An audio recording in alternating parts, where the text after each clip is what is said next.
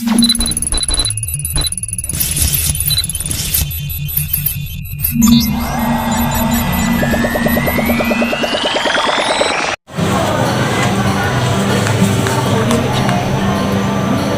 jumpa, salam sehat. Pada kesempatan yang berbahagia ini, saya akan membicarakan tentang tawuran dan media sosial. Tawuran merupakan salah satu persoalan sosial yang terus mengemuka, terus terjadi di tengah masyarakat. Dan media sosial merupakan satu media dari perkembangan peradaban manusia. Lalu apa hubungannya tawuran dan media sosial, dan apa peran media sosial dalam terjadinya tawuran? Pada pembicaraan ini saya akan menggunakan pendekatan yang pertama analisis, lalu yang kedua rekonstruksi, ketiga eksplorasi, keempat modifikasi, dan yang kelima aksi. Untuk yang pertama analisis, bahwa tawuran melibatkan dua kelompok, kategorinya beragam, lalu terjadinya tawuran bisa pagi, bisa malam, bahkan dini hari. Lalu terjadinya tawuran mulai dari tengah-tengah perkampungan sampai di ruang publik, mengganggu fasilitas umum dan di jalan raya.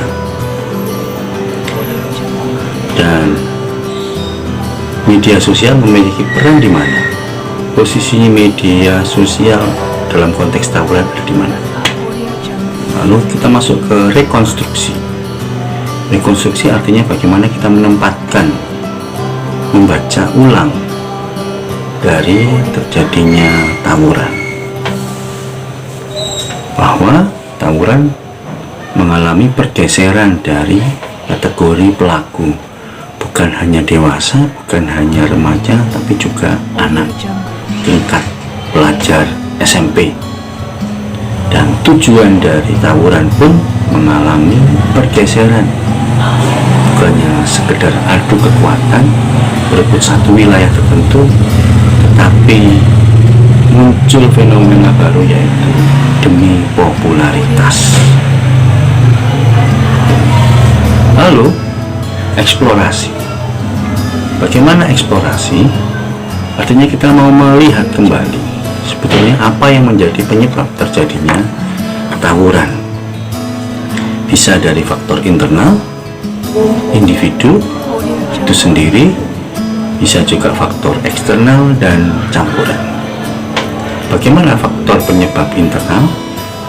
Jadi individu tersebut mengalami penerimaan diri oleh kelompok yang suka tawuran, dan dia merasa diterima dalam kelompok tersebut.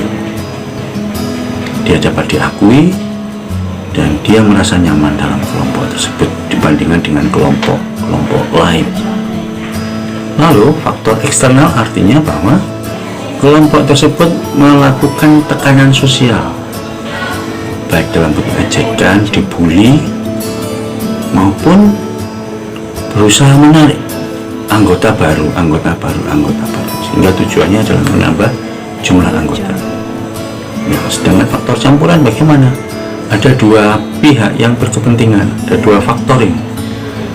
Dalam diri merasa nyaman dalam kelompok tersebut, dan kelompok tersebut berusaha menarik demi bertambahnya jumlah anggota.